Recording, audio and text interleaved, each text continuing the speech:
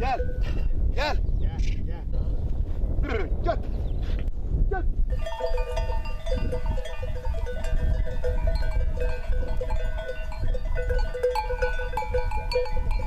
Aşağıda kaldığım ölür kadar bu koyunlar yaşamaz ki sıcakta.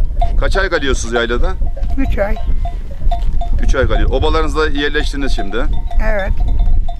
Hangi ayda dönüyorsunuz gerisin geriye? Eylül'de döneriz.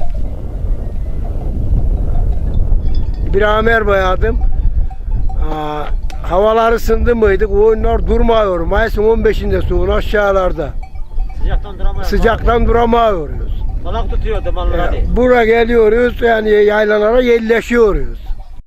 1953 doğumluyum. 10 yaş hariç bu hayvancılığıyla boğuşuyoruz.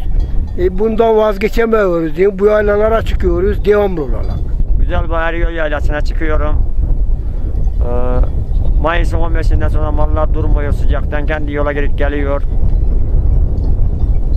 O işte geldik, obamıza yerleştik Ergöl Yaylası'na. Havalar soğuk, buz, kar kesiyor.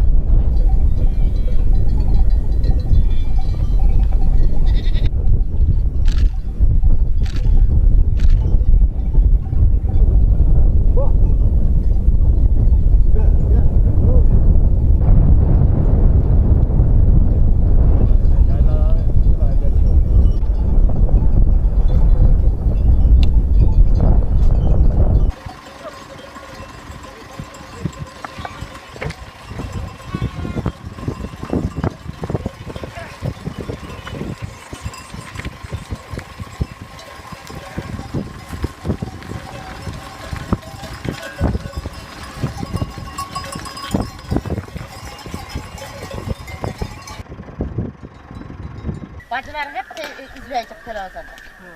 Vallahi.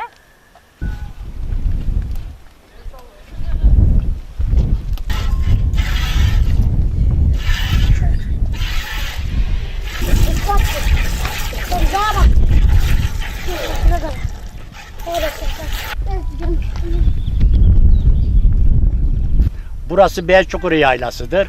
Ekim 15'te geri döneriz. Biz bu hayatımızdan, yaşantımızdan memnunuz. Burada yaşantımızdan da keyif alıyoruz.